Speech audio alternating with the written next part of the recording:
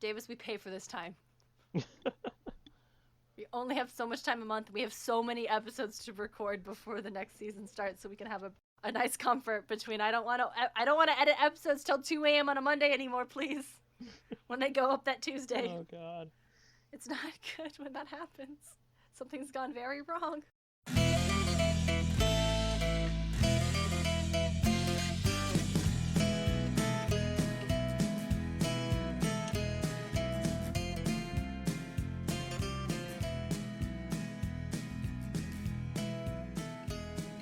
Hello, mortals, monsters, and myth lovers alike. You're listening to Podcast of Poseidon, where we explore how ancient myths become modern pop culture while reading Rick Riordan's Percy Jackson and the Olympians. This is Chapter 16, Ithaca. I'm your co-host, on loan from the Huntress of Artemis, Darien and Smartt. Joining me is my co-host and brother, hailing from Cabin Zero, DJ. How's everybody doing? If you don't know, Cabin Zero is Storkules. Yeah, my son is the duck, or my dad is the duck. Or the stork, actually. He's a stork. I was going to say, I think he's a stork, but go on. He's a stork, yeah. It's an interesting relationship I got with that guy. He's pretty cool for the most part, but he's a little airheaded. Well, I'd love to hear more about that, but before we get too far into it, let's swing by the camp store to make sure we have everything we need for this episode. DJ, I've been pondering the nature of good timing recently. For example, when you unexpectedly find yourself in need of a new couch, but thankfully it's Memorial Day weekend and you can get a great one at a good deal. That's awesome. And I like timing in comedy instances because, well, good comedic timing can just leave you on the floor laughing, crying. It's great. What I think is pretty good comedic timing, but probably not great timing, is when we have a guest on our show way back when. Probably I'd say we recorded this episode back in April. Yeah, we did. Yep, we recorded this episode back in April, and here it is in June. And then this guy comes up right before his episode comes out and upgrades to a God tier patron. So shout out to Tim O'Connor. Shout out to Tim O'Connor, guest of this episode, longtime patron, has upgraded to the top tier, literal God tier patron level, also more commonly known as the producer level patron, which means Tim is now basically a producer of the show.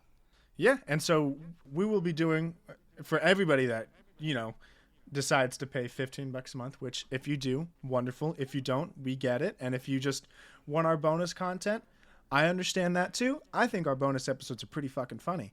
And you get those for just $5 a month. And that's great. And so we will do something similar to this every time you guys come out and pay $15 a month. And we will do it for when you first do it. We'll have a fun little blurb like we're doing now. And for every month that you are continuously donating, we will say your name at the end of the episode as a producer. Yeah, we will. So look forward to that at the end of this episode, y'all. Speaking of timing, it's also the beginning of a new month. Yeah, it is. DJ, you know what that means? That means we got a new charity to donate to. Yep. Every month here at Podcast of Poseidon, we will donate $1 for every supporter we have on Patreon to a children's charity. This month, we are supporting Glisten, which is an organization that works to ensure that LGBTQ students are able to learn and grow in a school environment free from bullying and harassment. Because not every kid can grow up or just go off to Camp Half-Blood and be accepted for exactly who you are and what you need. We currently have 5 patrons over on Patreon, so we will be donating additional $20, bringing our donation up to $25. Heck yeah. Thank you so much to all of our patrons, including upgrading God tier patron Tim O'Connor for helping make these donations possible. We appreciate you guys so much. And now, on to the show. All right, DJ, so this week we are joined by our very first guest for Season 2. Whoa, that's awesome. Who is he? He is the comic book reviewer and director of the social media network Everything Nerdy and Anything in Between, Tim O'Connor. Tim, say hello. Hi, guys. Thank you so much for having me. Thank you for being here. Tell our listeners what cabin you're from. Well, I'm from Cabin T, which is which is the cabin of the Titans. Mm-hmm. And your parrot is? I am one of the sons of Selene. Selene! Nice. Love Selene. It's the Titan of the Moon. Yes, if you don't know. I do understand that she did fade during the Roman times, which is a compliment to you because you look great for your age. What is your secrets? Yeah, I fell into another dimension for a while where time sort of has no meaning. So I came out when Caesar was still in power, and now they don't even have an emperor anymore. What's up with that? Which Caesar? No, I get missed. I don't know, man. There was more than one? Depending on the Caesar. Yeah, there was, actually. Oh, you got some catching up to do. Have you seen WandaVision yet? That's a really dated joke to make in an episode that's going to come out in June. Yeah. At this point, Falcon Winter Soldier's already done. Loki started. Have you seen Loki yet? You know what? I'm holding off on that because that guy was a dick. You know what? You're not wrong. Yeah. All right. Well, today we are going to talk about Ithaca, home of Odysseus, because I figured since we're starting season 2, which is going to be Thanks to Sea of Monsters, heavily focused on the Odyssey, I want to start at the end, at the place that Odysseus was so desperate to get back to. So, Tim, you are our guest. Do you know anything about Ithaca from Greek mythology? Yes, I do. Odysseus was the king of Ithaca, and when he left to fight off in the Trojan War, Odysseus' wife Penelope got a bunch of suitors to come over, uninvited, and they started courting her to try to marry her, and she did her best to stave off marriage as long as she could until her husband could eventually return home. Yeah, basically that. Yeah, I think we don't give Penelope enough credit because her whole thing. Well, because here's the thing about these assholes is they didn't want to marry Penelope because they liked her or anything. It's just because they wanted to be king of Ithaca. So every one of the 108 suitors were just. They also thought she was hot.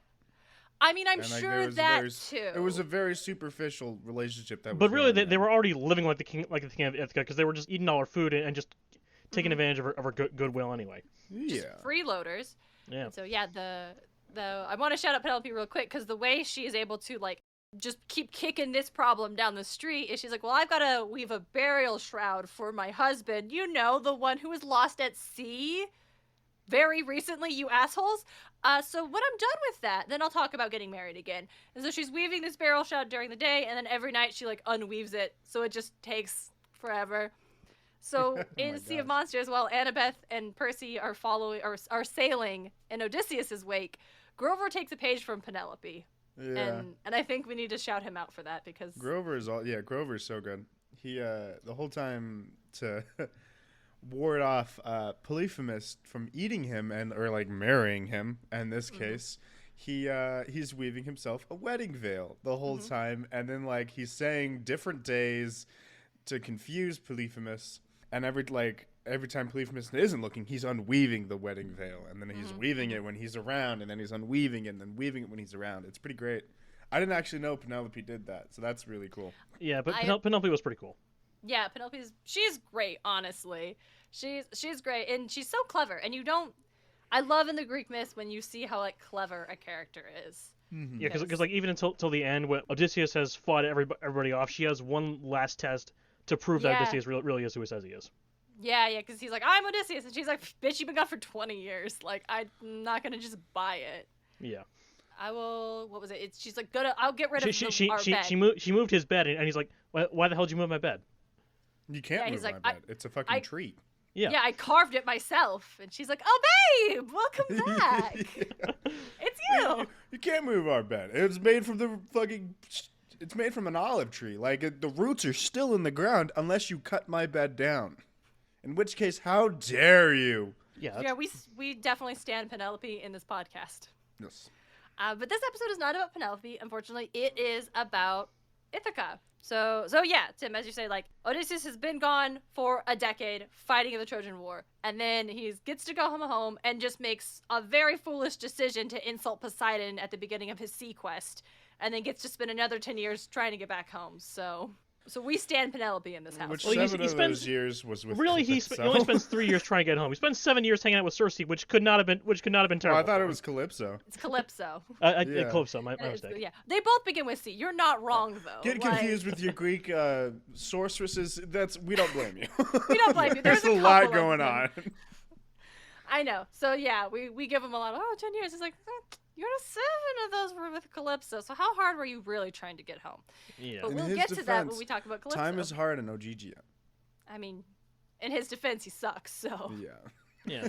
All right, but So Ithaca, home of Odysseus, and in the Odyssey, and I'm going to reference the translation by Emily Wilson, Odysseus describes his home as such. Ithaca, where the shaking forest hides Mount Netrion. Close by other islands, Dulichium and wooded Zacynthus and Same. All others face the dawn. My Ithaca is set apart, most distant, facing the dark. It is a rugged land, but good at raising children. To my eyes, no country could be sweeter. So it's important to discuss the fact that Ithaca is like a real island in Greece. Like it's a place. Yes. You can go there. Yeah. And the question is the modern Ithaca Odysseus's Ithaca? I don't see why I wouldn't, because it is a Greek island, isn't it? I mean, it is, but the descriptions you get from the Odyssey don't quite line up with how modern Ithaca is described.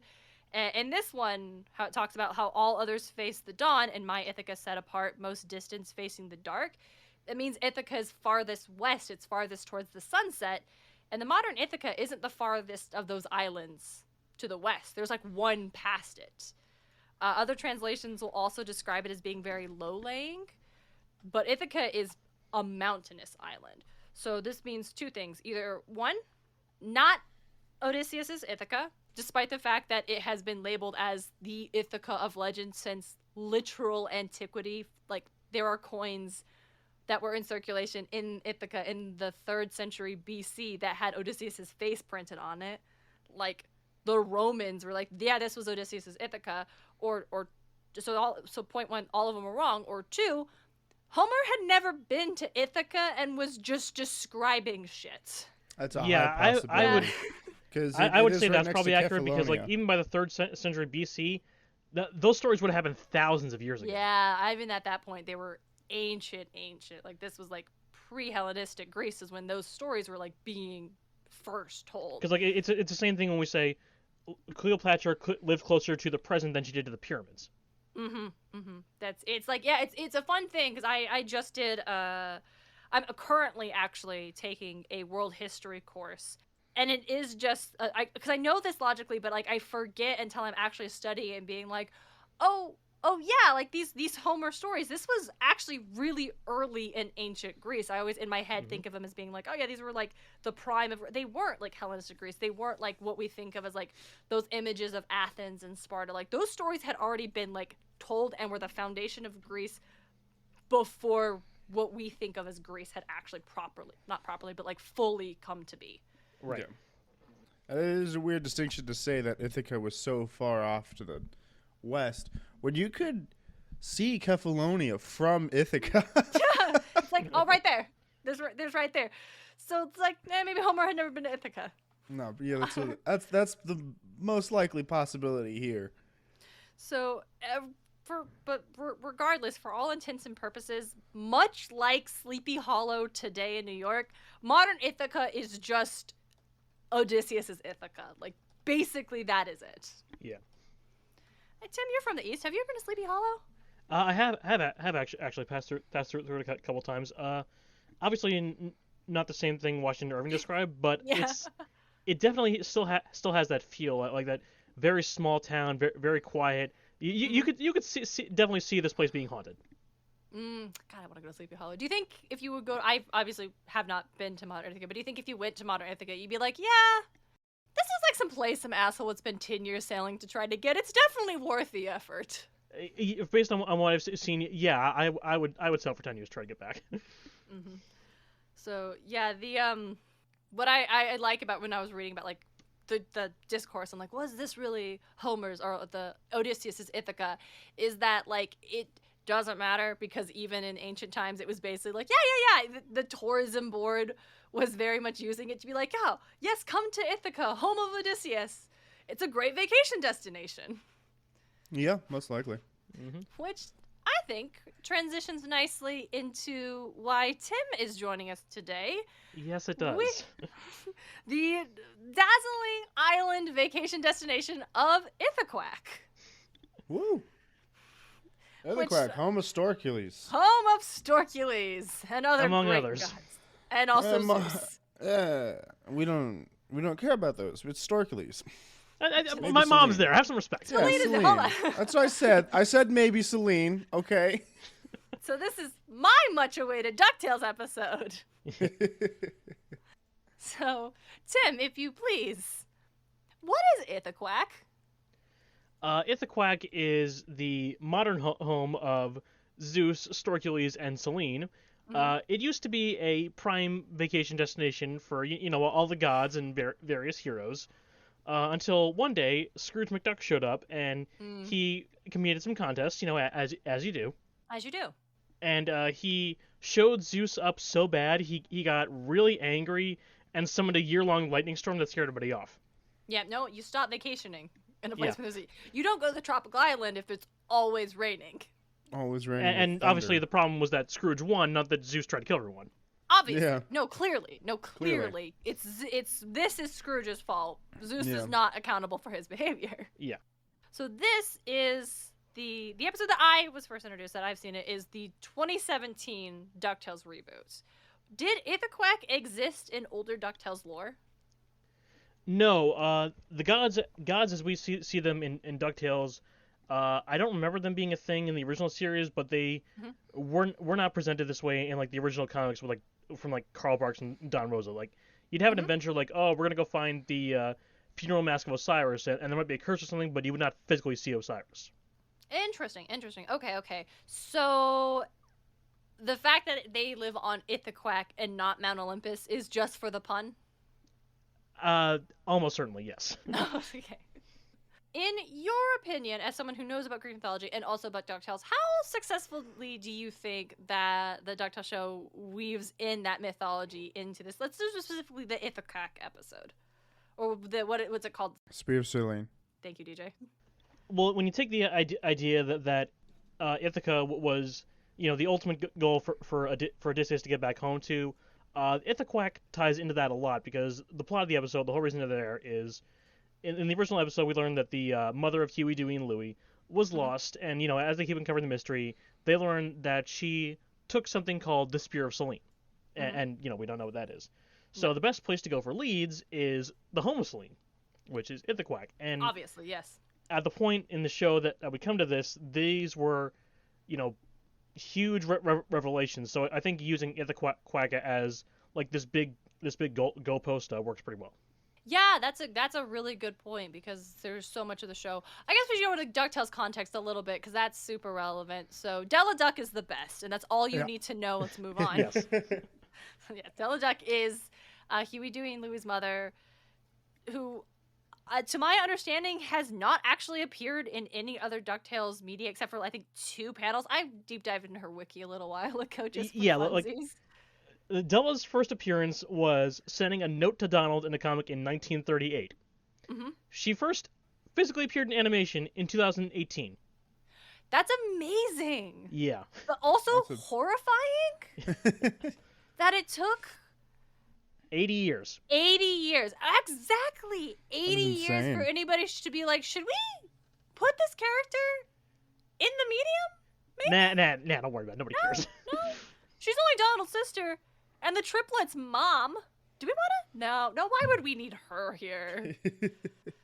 The only other time I can think of Donald appearing in a comic panel is, it's a little more than a crowd shot. It's in The Life and Times of Scrooge McDuck, when Scrooge has just come back from decades of touring the world, when he blew his sisters off, which was a dick move. So he comes back home to Duckburg, and he sees, he's got a whole big family now. He has his sisters who have kids of their own, and they say they're Donald and Della, but Della doesn't really do anything. But Donald basically just says, "You're a dick," and kicks his uncle in the ass. Good old Donald. God, Donald doesn't get enough credit, I think, in this general culture or the general atmosphere of pop culture. DJ, what are you looking at? Sorry, I've been comparing the maps to Greece and Assassin's Creed Odyssey for a bit, but I have been listening. I swear to God. What? I started when I looked at where Ithaca was. I'm like, man, I don't remember Ithaca being in Assassin's Creed Odyssey. So I pulled up a map. I'm like, oh yeah, there it is. What other similarities are there? They're really true. It's Assassin's Creed, yeah. It's I don't know. I didn't expect it to be this much. They got a lot of landmarks down. There's one discrepancy I've seen, and that's about it. I'm like, holy shit. And that's just the length of an island. Sorry. This is not what this episode's about. No, but that's fascinating. It's Assassin's Creed. They do good stuff like that. Yeah, if you can count on them for one thing, it's location accuracy. Mm-hmm, True. Mm-hmm. I want to play Valhalla so bad. I just don't have the money to buy it. Yeah. Not what this episode's about. Not what this episode's about. Sorry about that. Could be the motto of the podcast at this point, I think. Right next to "Don't Be Like Zeus." Not what this podcast. Not what this episode's about. So, what I think I personally really like about the Spare Saloon episode, besides the lore that it brings to the DuckTales show, there's just so much good, subtle Greek mythology nonsense just in the episode. Just yeah, there is. Like one of the contests is Zeus has has Storkules do it because he can't be bothered to actually compete himself. No. Yes. Yeah. He makes Storkules do all this stuff. Yeah. So he has them, and Scrooge sends the nephews just because, not because he doesn't want, not because he wants to what's the word I'm looking for? Just not because he wants to humiliate his nephews, just because he can't be bothered with something this petty. And they're sent to grab Aeolus' bag of winds, and that was a pretty cool challenge. I thought it was he wanted to humiliate Zeus. True. It is also just proves like it's my family versus your family, and my family is going to win even by accident. Yeah. If this is what we're doing, and then Storkules is just stoked, they're like, "Whoa, let's go! You won!" I know he's so. Oh God, Storkules is just so proud of. He's so pure. The triplets and Donald. For every time they beat him, he's just like, "You did it!" And it's like because you were too good, you threw a discus around the world. Like, why are you best boy? But the wins is great because that's something that appears in the Odyssey. Yes. Like, that's something that Odysseus actually gets during his travels. Yeah, that he doesn't tell his men about what's in it, and so his men don't trust him and think it's treasure, and then open the bag and adds like 6 more years onto their fucking... Yeah, if only you could have prevented that somehow. Like, Ithaca was in sight. It's like, maybe you should communicate with your dudes, like, my dude. This is a bag of winds. Please don't open it. Yep. Which, then we get that in the Sea of Monsters, where Hermes rolls up with a thermos of the winds and just straight up tells Percy, here's what it is, don't open it too much or there will be trouble. An emergency. Like, just straight up. And then because there is communication, it works out well. It does explode, but that's not Percy's fault. The ship was exploding. Okay, like there was a whole thing. But yeah, so that was something that I didn't realize until recently. I'm like, oh shit, that's in the Odyssey. Also in the Odyssey. And there's also one of the challenges is a siren. There is, yes. You have to steal the golden fleece from this little child. Yeah. Who turns out to be a siren. A mind-controlling siren. A mind-controlling siren, which I love because not really what sirens do, but I'm not mad about it. I'm not mad about creepy singing child being the siren. Like, no, I'm here for that. And the golden fleece is just here. It's definitely a change you have to make to accommodate for your audience, for your intended audience, which is children. But I think it works really well.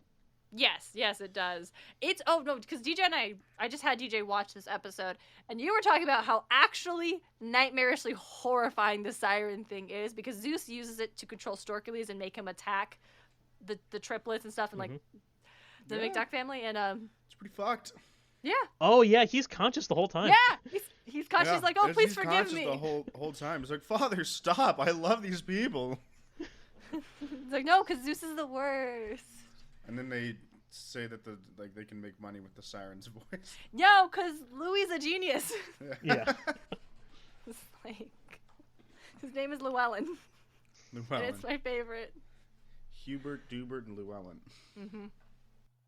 What's with the hey Tim? What's with the names? Why the names? Do you know? You know what? I think that was purely an invention of the show because I can't recall any instance where you've ever heard their full names before. I love that show so much. That's pretty fun. But guessing from Llewellyn, it was Donald was going for Welsh or Celtic names. Yes, I was like, yeah, that's super Welsh. Look at all those L's next to each other with the W. Mm-hmm. Yeah. Someone invited the W to the party. This is Welsh. and a far cry from what their names were going to be. Yes. What would I don't remember, but like Della had this is what the triplets' names will be, and Donald said, "No, Jet, you stole Turbo, a and Rebel. rocket." Yep. I stole a rocket and left. So I'm gonna do what I want. Actually, Yeah. it's probably for the best. So I have said this before, and I'm sure I'll say it many times. Storkuli is best boy. And Tim, I know you know a lot about the lore about how Storkules came to be. I haven't told DJ yet because I wanted. Oh yes, this is gonna be so good. What's up with that? Okay, so tell us more about like how did we even get Storkules? Yeah. Okay. So DJ, let me ask you something. If you were to guess who Storkules was meant to be a stand-in for, but besides obviously Hercules, who would you say? In like the Disney canon. Yeah. In the Disney canon? Mm-hmm. Only one coming to mind is Poseidon. Mickey Mouse. He's a stand-in for Mickey Mouse? Yes, he is. Why? Well, I can tell you exactly why. Frank Angones, and apologies if I mispronounced that, one of the co-executive producers of the show, he loved to go on Tumblr and just answer asks from fans, usually to troll them, but he occasionally would offer, some actual insight into the show. So a fan asked Frank Angones on Tumblr, "Hey, what did you ever have any plans for what you do with Mickey Mouse in the show?" And he did. The original intention for Mickey was he was going to be Donald's old roommate who was super successful and super supportive. Loved hanging out with Donald. He's the best, and naturally Donald couldn't stand him. Mm-hmm. And Disney said no, you can't use Mickey Mouse because Disney is weirdly stingy about what they will and won't let people do with Mickey Mouse. They've been that way for Because like so you got long. DuckTales here saying, I want to use Mickey Mouse as hanging out with his friend that he's had for the better part of a century. No, it's no good. Nomura-san, what do you want to do? Yeah. I'm gonna have Mickey go on a rampage of revenge after it looks like Goofy's killed. Perfect. Print it. Perfect. Go for it. Love it. Why? Yeah. So Okay. because they couldn't use Mickey Mouse, they If they put Mickey Mouse in Kingdom Hearts, like That's what he just said. exactly. That's what I'm sorry, saying. Yeah. I didn't hear it quite. I heard a bit. I'm like, yeah, weird. So because they couldn't use Mickey Mouse, they still really wanted to use the character traits that they had created for what he'd do. So what they did was they got the guy who voices Mickey in the current Paul Rudd shorts, Chris Diamantopoulos. And again, I apologize if I'm mispronouncing these. And so they had him do Storkules and act as basically the same character, except he's Hercules also.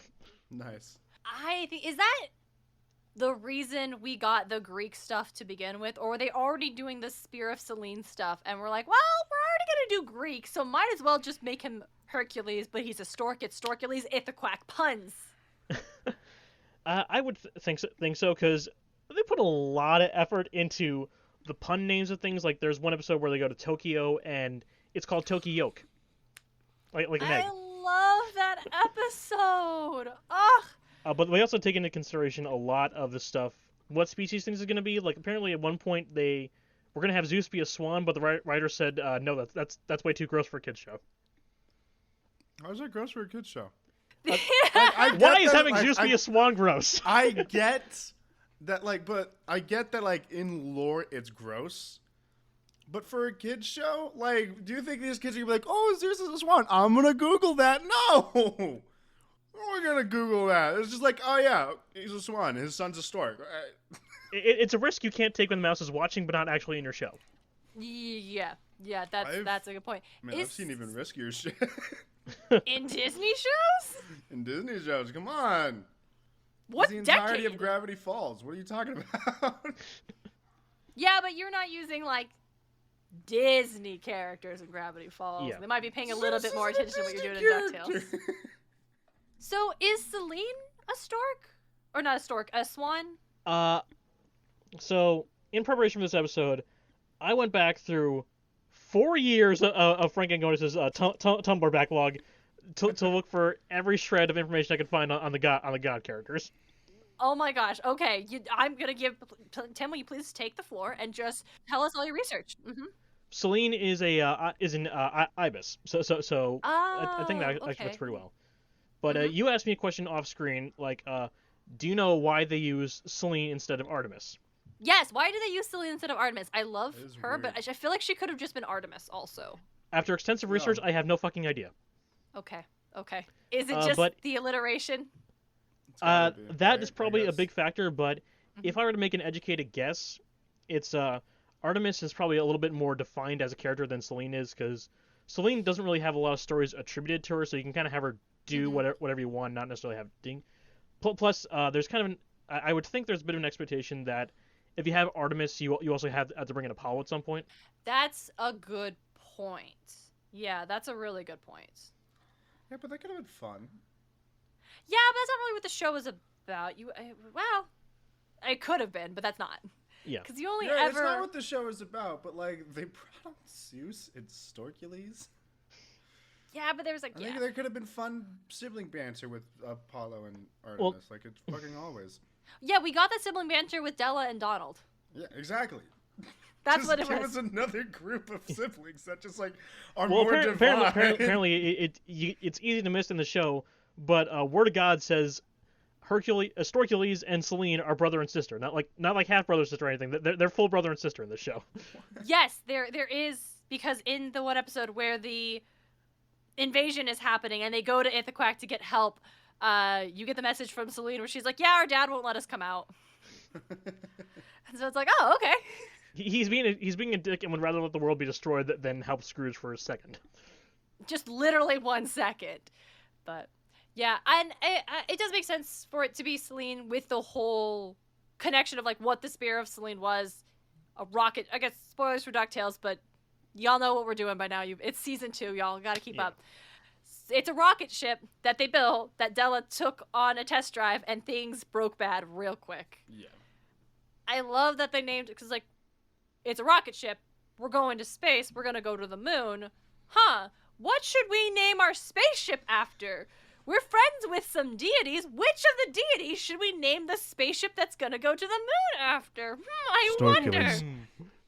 Should be named after Storkules. You know, follow in the same vein that like NASA did by calling I was stuff thinking you Apollo. would be the guy that named it Apollo missions instead of the Diana missions. And how do we know it was the Roman Apollo? Because all of NASA's shit is Roman. Like, all the planets are Roman. They use the Roman stuff. Curiosity doesn't sound Roman. The planets were named after fucking Galileo, okay? Galileo? That's Galileo 1 and Galileo 2 and Galileo Jr. No, I'm yes, talking they're all named after about, I guess not that after. was just They were Leo. named by Galileo. He didn't name all of the planets. He named a majority, and so they just followed in suit. And yet we picked the sun god for the moon missions. Yeah. Because it's the biggest thing in the sky. You're going to the Rockets moon! are going in the sky. What are you God talking damn, about? name it Most of those missions weren't even to the moon. They were just launching into space.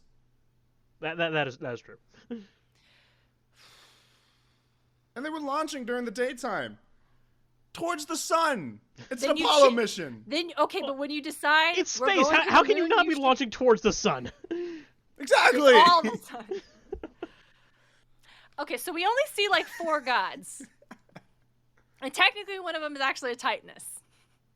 Yeah. What's the fourth one? The fourth I one only is saw 3. Hades. Oh, yeah, that's right. We do see Hades. She did tell me about Hades. Yes, And but I didn't tell you Hades, about Hades. He is great in this. So we only see him physically for one scene. Tim, but are you what able we see to of share him- your screen? I could just Google him. No. I don't want you to Google him. I want Tim to share his screen. So we only see Hades once. It's in a group chat. The gods have a group chat. He looks so punk. Yes, look at that. Yeah, he is rocking the Alice Cooper look. Holy shit. So the one time we see Hades, he's sitting on the underworld on a throne of skulls, and he is just in a group chat with the gods, texting about Zeus, because recently he started.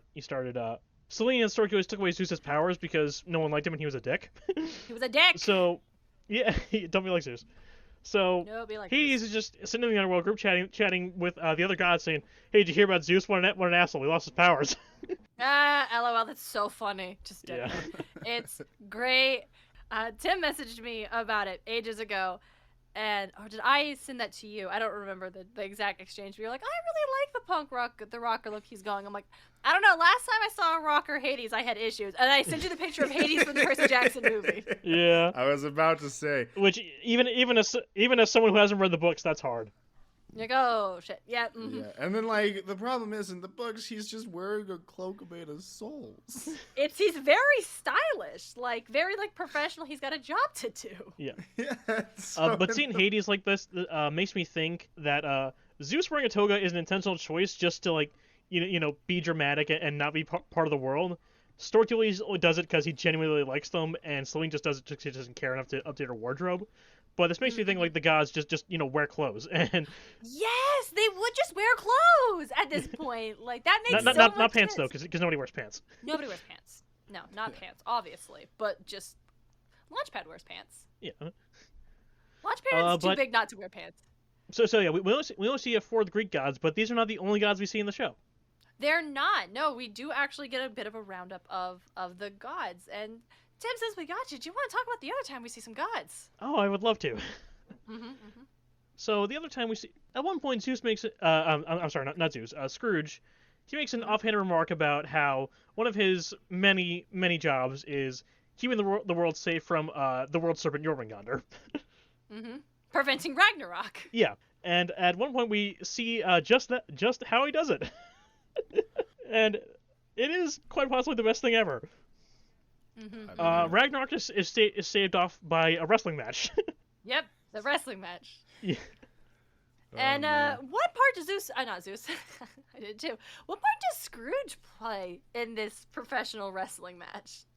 So he plays a pastiche of the $1 Million Man called the $1 Million Miser, and he is the heel, and he loves every second of it. It's so good. It is the best. So nice. So Jormungandr comes down. He turns it into a big snake man. Which it's DuckTales. Yeah. And so first round you got a guy who's just like a random warrior named Strongbeard. What you're fine. The next round, you get Hela. You literally damn it, Scrooge literally has to wrestle Hela. But like, except they call her Heka.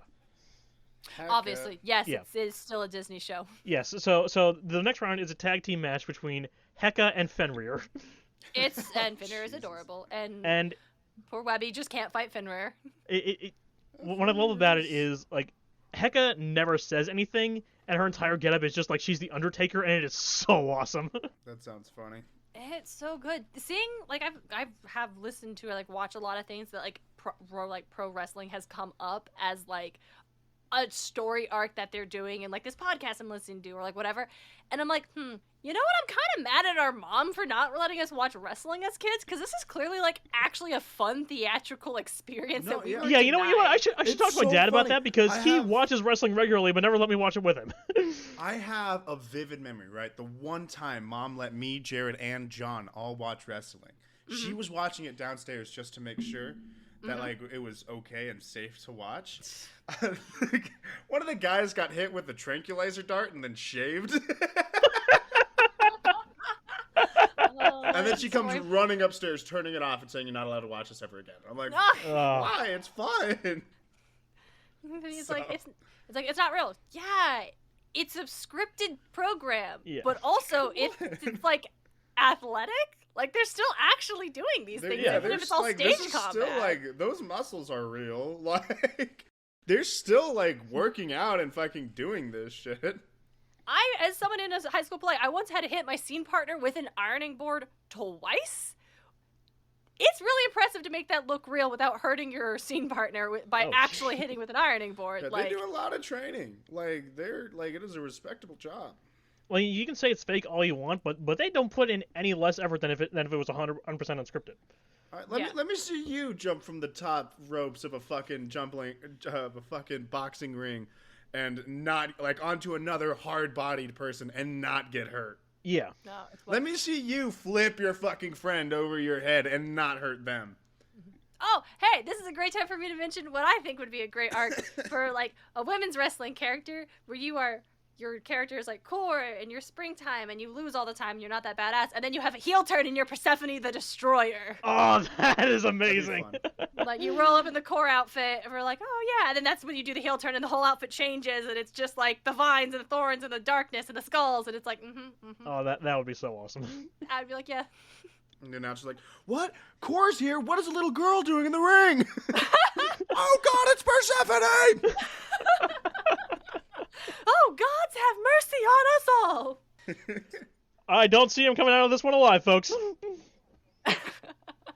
John Cena's got to run for his money. Yeah, so Heka and Fenrir win just because he's a good boy and he can't beat a good boy. Can't beat. And then Jormungandr's the last round, and he's just like this mashup of like Hulk Hogan, John Cena, The Rock, all the big beefy guys, and he comes into Battle Royale just like, I'm so awesome, I can take all you at the same time and I'll still win. And he knocks everybody out except Dewey, who he's a 10-year-old kid. What's he gonna do to a giant snake man? They're 10. Okay, I've never been sure how old the triplets are. I'm like, are they like, they're not teenage? Are they 12? They're 10. Jesus Christ. They're 90 years old. Shut up. but yeah, so you're beating on a 10-year-old kid who can't fight back, and that tends to get the crowd kind of against you.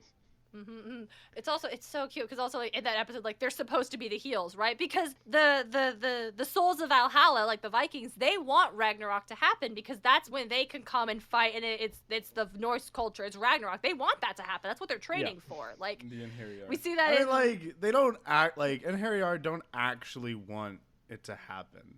But that's they don't want the world to be it. Like, yeah, it's an inevitability. They're training for it. They know it's gonna happen.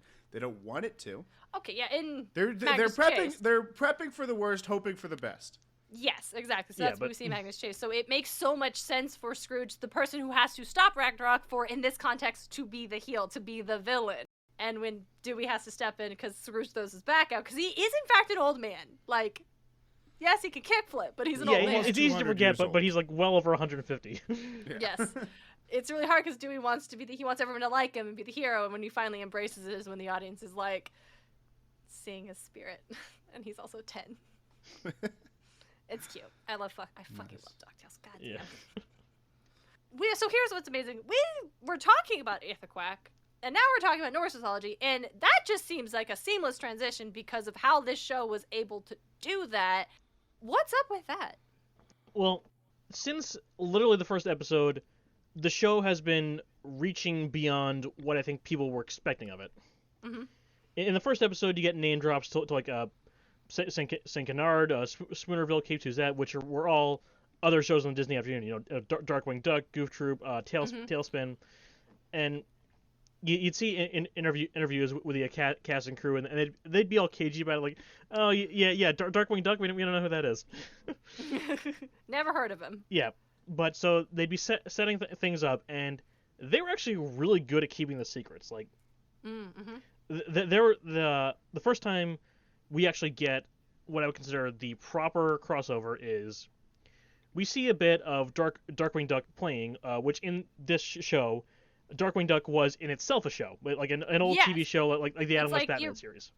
Exactly, it's the Adam West Batman. And I had not seen any promos of that episode up to that point. So I just opened the episode, and it opens on that shot of St. Canard, and my jaw hit the floor. I was like, oh, what? Oh my God, they're really doing this. They're swinging for the fences, and they knocked it out of the park. They did, and I think what was so awesome is, like, yeah, they did the episode where they introduced that Darkwing Duck is a show in this world, and didn't do the thing you thought they were going to do, which was, oh, now we'll meet him, right? Now he's going to be a real character. No, it's just Launchpad really loves this show, and this means a lot to him. And as he struggles with his challenge for that episode, he falls back on, like, I won't give up, just like my hero. And it is just a show. Like, it's that's it. And then they don't bring it up again. For over an entire season. Yeah, you'll get, they just let it sit for a while. Like they'll make references to it, like Launchpad has a bunch of Darkwing Duck VHSs that he likes to play on the plane all the time, which is pretty funny. Him and oh my God, what is her name? The agent. Oh, Mrs. Beakley.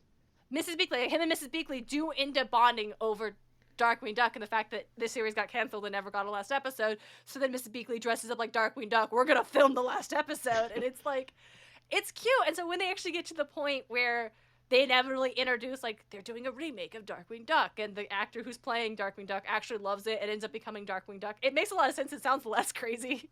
Yeah, but like, when you break it down, it's like saying, so Adam West had a Batman TV series, and then Tim Burton tried to make the movie with Michael Keaton. Things got messy during production, and the end result is that Michael Keaton is now actually Batman. And Adam West is the Joker. Yeah. Yeah, is what happened, and it's just delightful though how these. And forgive me if this, because that's not the only time they do it. Like, yeah, we get Darkwing Duck, and then they roll up, and I'm like, you guys, you heard about Tailspin? Do you want to do some Tailspin? Or like, hey, do you guys remember the Rescue Rangers? Do you want this weird episode where it's just they're there? And for some reason that works, even though it's not about them at all, but they are actually the reason that the heroes win this episode. You want to do that? Let's do that. They never speak, and nobody ever acknowledges them. You just see them in the background, like, having an adventure on their own. Nice. And, like, they save them from, like, oh, they're in prison, what do we do? And then the Rescue Rangers save them. But it works, because they introduced them earlier in the episode. Oh my god, Gadget was so cute. I forgot how much I loved Gadget. Nice. But yeah, it's all of these stories that are so different, and they don't. I watched the Disney afternoon. I watched DuckTales. I watched Darkwing Duck. I watched Tailspins, and like those in my brain, even as a kid, they were all animals, right? But I never saw them as like being together. They were just too disparate, too distant. And yet DuckTales manages to do this. The reboot DuckTales manages to do that thing where it is so seamlessly like, obviously, Launchpad is going to be best friends with Darkwing Duck. Obviously. Yeah, best friends. Friends. He and Launchpad were absolutely in love, and I don't care what the official canon is. No, it's like, I don't care what you say, they're in love. Fuck off. They adopted a daughter together. They have a child together. Yes, no, yes, it makes it, yes, obviously, once upon a time, Scrooge and Secret Agent Beakley went and got the secret formula that the gummy bears use for their bouncing power. Obviously, these are all interconnected, and here's where my stretch is. Like reading the Odyssey, where, what do you mean this guy's gonna deal with the sirens, and also Circe, and also Calypso, and also this island of cannibals, and also the Lotus Eaters, and also then also Scylla and Charybdis, and also Polyphemus, and just all of these things that are like, these are so far apart and so stretched and nonsense, but when you have a really good story with like a solid character that you're just like, and a plot, the overarching plot that is like, yeah, he's having these many adventures and they're happening, but you're so invested on like, right, but like, he's got to get back to Ithaca. What happened to Della? Like, okay, well, now we have to deal with a Fowl. Like, how are we going to beat them? What are they going to do? Oh shit, like, how's Penelope going to get out of this? Like, you have this overarching story that makes all these pieces work so well together. Basically, I'm saying DuckTales 2017 is the Odyssey of our age. Yeah. I will stand by that. It makes for a very comic booky feel, which was obviously the intention, because so much of the art style is based on the original comics, like even more so than the original series was. Yes, it's dazzling, and I think another thing about that I will continue to make this. I acknowledge seemingly bizarre comparison between DuckTales and the Odyssey, and this is why I wanted to this episode, is because there is so much love in the DuckTales reboot. Like, you feel it. It was made by people who loved the show growing up, who loved all of these shows growing up, but also loved the comics, also love what they mean, love how long they've lasted. It took 80 years for Della to show up, and the comics were older than that. Like, Tim, how old are the DuckTales comics? Actually, that's about as old as you get. Okay, so 80 years. So it's 80 still. This thing that has lasted for 80 years, which in, like, American storytelling is remarkable and continues to be as relevant as it has been. Like, yeah, we have things that have, like, Mickey Mouse, like Batman, even. Like, we have things that last, but, like, not everything does. I think a story really has to be loved in order to last, which is another reason why I kind of want to compare it to the Odyssey, because when I was just picking, like, which version of the Odyssey I wanted to reference for the podcast, you have a lot of versions, and not just, like, I mean retellings, as in translations. As in, people over the years have gone in and translated this story again and again because, wow, they love it. It's hard to do that kind of thing. And it's still around because yeah, it's important. Yeah, it's one of the first, like, it's an epic poem. It's, like, influenced Western storytelling. Yes, it is important, but, like, when you actually, like, get down to, like, reading it and studying it, it's a story that's, yeah, Odyssey sucks, but it's a story worth loving. And taking the time to tell it again, and taking the time to retell it again, and folding it in certain ways, and putting your 13-year-old protagonist and his not yet but soon-to-be girlfriend and genius into the story again, and have to rescue their satyr friend and do these things, because that's DJ, you talked about how, like, that was your first introduction to the Odyssey, and you loved it then. Oh yeah, and like for the longest time it was my favorite book. And then, like, going back and listening to them again, like, I still love that book. I think it's still such a solid book in the Percy Jackson series. A lot of character development goes through that book, and a lot, like, I mean, yeah, a lot of character goes through, like, a lot of books. But that one specifically, it just felt like there was a lot of growth for every character, even though it was only, like, what, 200, 300 pages? It's like the shortest one, yeah. Yeah, it's the shortest one in the first series. And honestly, out of all of his books, it's the shortest one. It's like, it's got an 8-hour runtime on Audible. And, like, that's incredibly short. Like the next one up is like 10 hours. Yeah, there is so much, like, growth, and so much happens, and you feel it, which is like another way. I think it's like, oh, DuckTales. It's like, this is an animated show about ducks, but, like, damn, do you feel the characters? Do you feel like this story is well told and is worth telling? And I wish I could make everybody sit down and watch it, because I promise it's so worth your time. I believe it. It was, for me, someone who, let's just say their knowledge of you know these characters is above average. Yeah.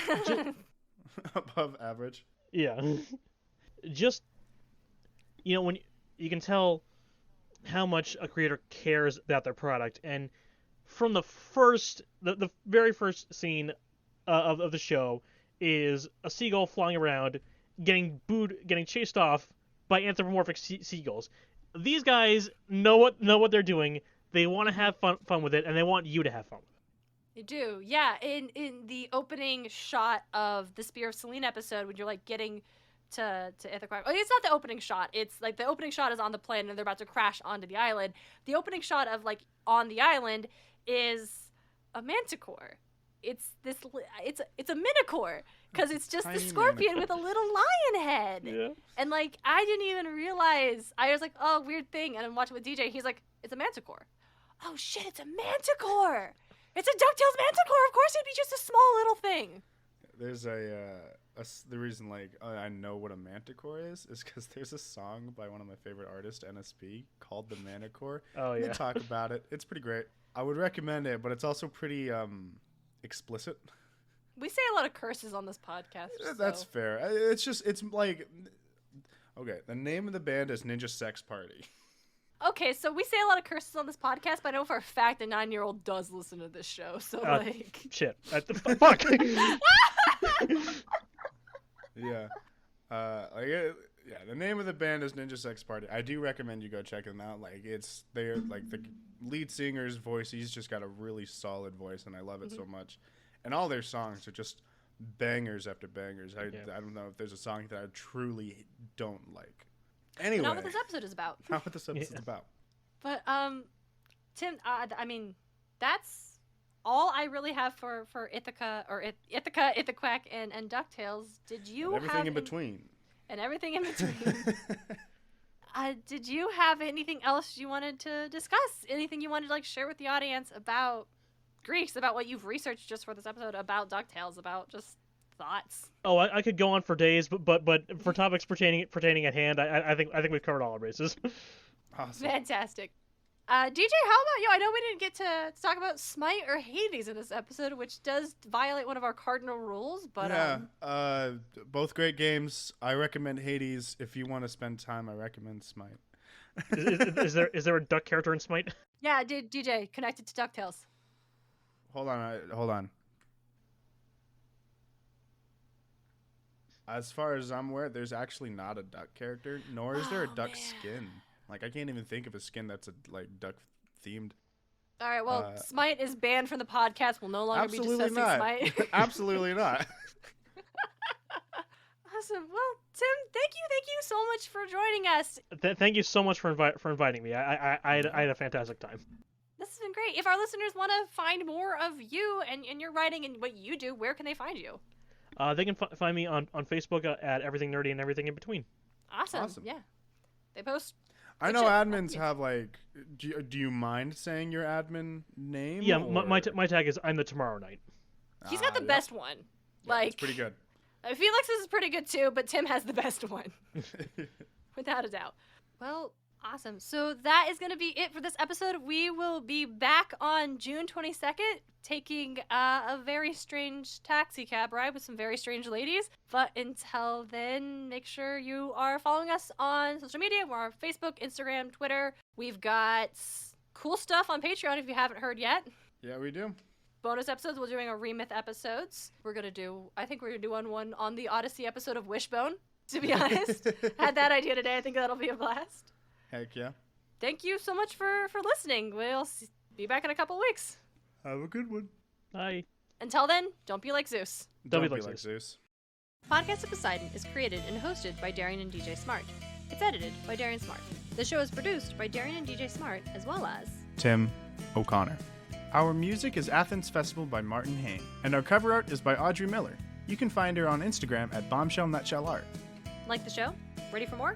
Support Podcast of Poseidon on Patreon. Just $1 gets you exclusive bonus content. Find out more at patreon.com/podcastofposeidon.